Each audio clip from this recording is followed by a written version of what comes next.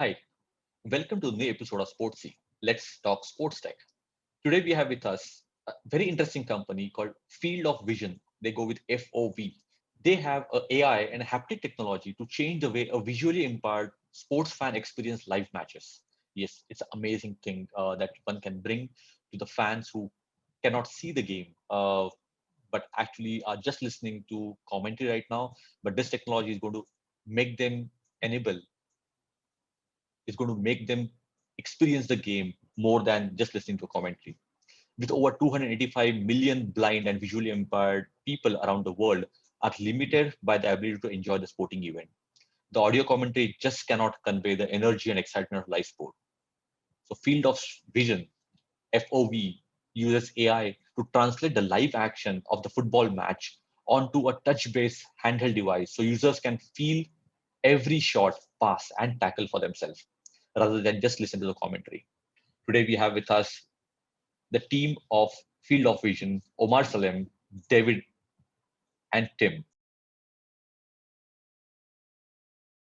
Hey, hi guys, great to have you on our on a show Sportsy where we talk about sports. And now the new season is Let's Talk Sports Tech for us, and it's amazing to have you. And this episode is in association with Qatar Sports Tech, and you guys are accelerated inside Qatar Sports Tech. So congratulations for that, and looking forward to this chat. Thank you very much, Sid. It's a pleasure to be here. So looking forward to getting into the details with you. Yeah. For the viewers, we have a team of Field of Vision. It's a very innovative technology uh, which actually using AI and the haptic technology, it changes the way a visually impaired sports fan experience live matches. And believe me, this is so exciting. The sound of it's so exciting. What I read is so exciting. So I'm looking forward to talking to Omar, David, and Tim about FOV, Field of Vision. So, guys, how did it all start? Um, I'll tell you what. It started seeing a YouTube video online or a video on my Twitter feed or whatever of a visually impaired football fan being brought, or a blind football fan being brought to a game in Malaysia by his father, and his father was tracing the position of the ball kind of along his son's palm, explaining the game to him as they were watching it in the stadium. And I saw a second one of a blind man in South America, and his friends had actually built him a kind of a model football pitch on the kitchen table, and they were moving his hands around the pitch, kind of so he could feel the players or the ball, feel the action as one of the friends was kind of narrating on the TV. And I thought it was really interesting because the current solution in stadiums and in competitions for blind or visually impaired football fans is just a commentary solution where a commentator will be commentating in a much more descriptive way than like what you'd listen to on TV or radio.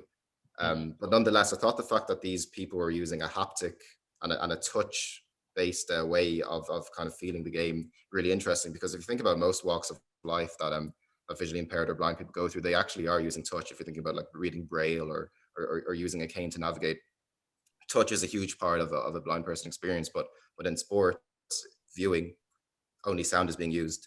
So I mean, I think you mentioned that this podcast is actually born from Corona. This was born from Corona also because it started out in my bedroom. I'm an engineering student, so I just thought, I've got nothing better to do, so I'm just going to build this kind of prototype of a of a handheld tablet where there's basically a ball moving around the entire pitch, kind of in an XY coordinate, so that a blind person can actually feel where the ball is in real life. Mm-hmm. So just as an idea, I was speaking to some visually impaired people kind of on the internet, and it turned out that this was actually something that people would actually appreciate and like to use. So then, I contacted my really good friends from school, Tim and David, to get on board and help me with the artificial intelligence side of things, which we can get into more later, and the business and Mm-hmm. coding side of things also. So that's how it began, really. Oh, great. And believe me, that one side it's innovation, one side technology, but other side it is actually bringing joy to so many people who actually uh, cannot experience the way a normal person can do. So it's kudos to you for thinking about it, and I think that is where the best thing starts, where the thinking right and thinking for the right cause. So you spoke about the AI, you spoke about haptic technology to make a field of vision as a prototype and where you are going right now. So can you actually explain a little bit about how the haptic technology is actually used for fan to get more involved? Yeah, exactly. So how it works is there's in a stadium, we may install 4 cameras or we may use an existing broadcasting camera. Our AI model extracts all the information from the game, such as the ball's position in real time, and then also Mhm. some more information, such as which team has possession and if they're passing the ball, shooting the ball, or if a goal has been scored, for example. Then that's broadcast through internet to uh, the best way to describe it is a handheld device or a tablet, which the user in the stadium holds on their lap or in their hand. It's in between the size of a laptop and a phone, just about 20 centimeters long, just so you can visualize that. And on the top of it, it has the outline of a football pitch. Essentially, you know Mhm. you can feel the different lines of a football pitch. There's then basically a circular disc on top of that, Mhm. which moves. It can move to any position on the pitch in real time on an XY coordinate. So basically, the user places their palm on it or their finger on it, and they can feel where the ball is, and they can feel which line of the pitch, the halfway line, the penalty area. They can feel it exactly. So with Mhm. this technology, as the ball moves their finger around, they can feel the swerve on a free kick, the power of a shot, all as it's unfolding before them.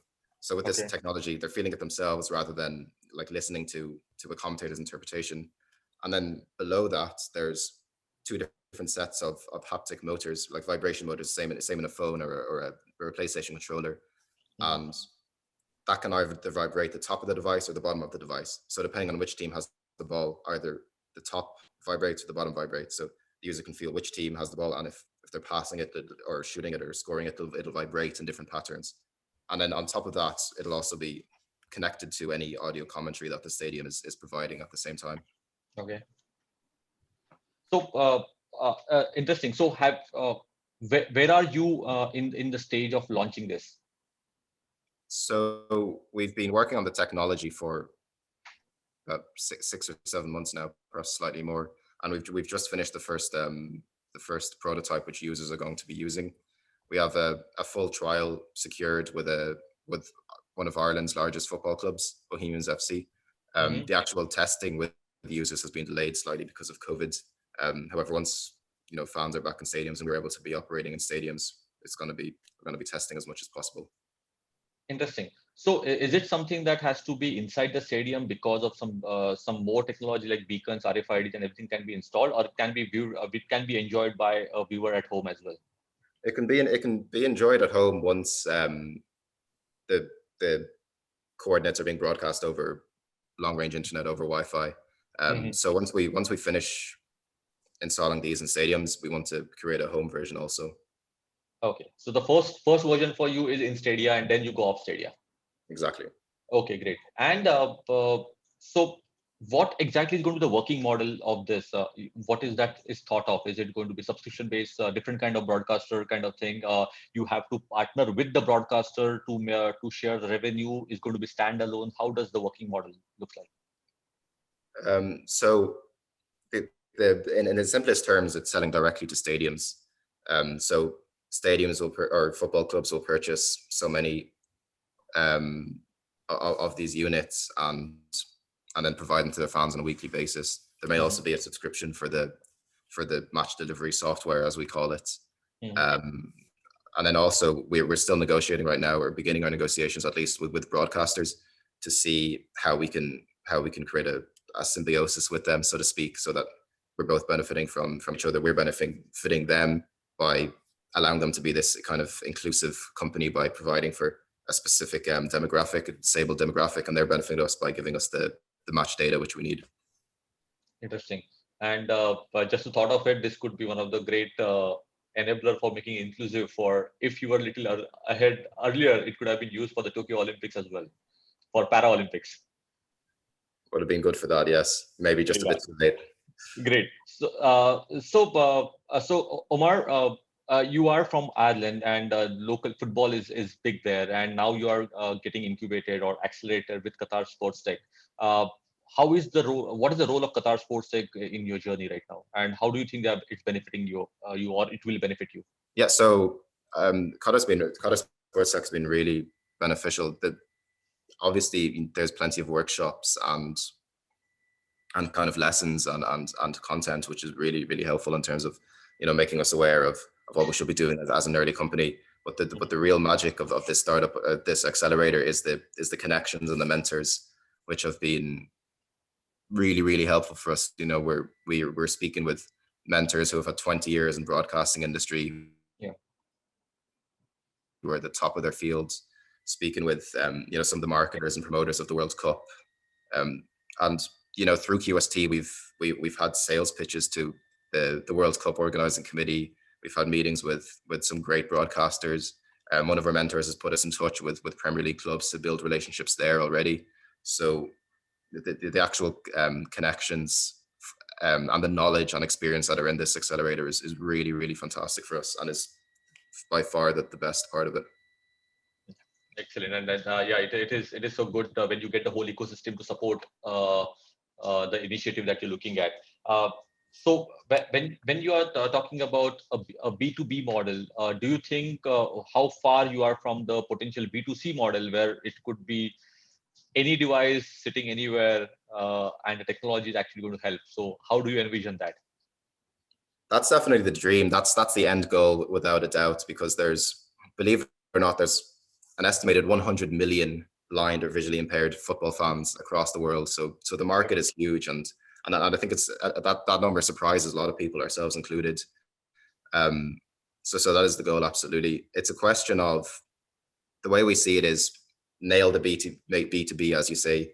Mhm. Get this a known thing where stadiums are known for using this, and visually impaired fans and blind fans, even just general fans, are aware that this is an option, and that we become a name in the sports industry, so to speak. B2C, we haven't looked into it too much from a marketing perspective. I think there's interesting challenges with kind of promoting an end use consumer product to such a specific demographic. So it's something we need to look a lot into. But we're hoping towards the end of 2023 is when this would be launched. Excellent, and wish you all the best for that. And we have another co-founder with us, David. So, David, my question is with Field of Vision, is you're trying to solve an issue for fan engagement for visually impaired, and with that, it's a different joy, satisfaction that you get at the end of the day. So, what was the experience on field that you actually got from some of the target audience when you actually showed them this prototype technology? Yeah, so I got in touch with the Irish Blind Foundation, and I asked a lot of them about the technology themselves and and I also made sure that they're football fans I was talking to. And first of all, we said, what is missing? Like, what right now would you want if you could do anything to see the game? And then I also asked, the current solution is audio commentary, and I said, what are the gaps in audio commentary and how can we fill it in? So then we went about trying to make it so that the device does all the stuff that the commentators can't convey, such as the power of the shot, the feel of the tackle, the movement of the pass. So our device doesn't tell you who has the ball. It doesn't tell you which team has the ball, what the score is, because we don't need to do that, because the audio commentary can do that, and we just combine it with that. So that's the kind of consensus we've gotten. Oh, okay, excellent. And what is going to be the biggest satisfaction that you get when you actually launch this? I just want to see someone using it at a live match and enjoying it, really. I'd love to just sit there and just watch someone. It might be a bit weird for them, but I'd like to just sit there and watch them use it and see them feel the action of it. Because I love going to football matches. It's one of my favorite things to do. So just being able to share that experience with someone else would be great. Anyway. Excellent, guys. And this is amazing world. It's using technology, using sports, and technology going to help so many people to enjoy the game, multiple games that we can support as fans. So wish you all the best in your journey, and take care. Thank you.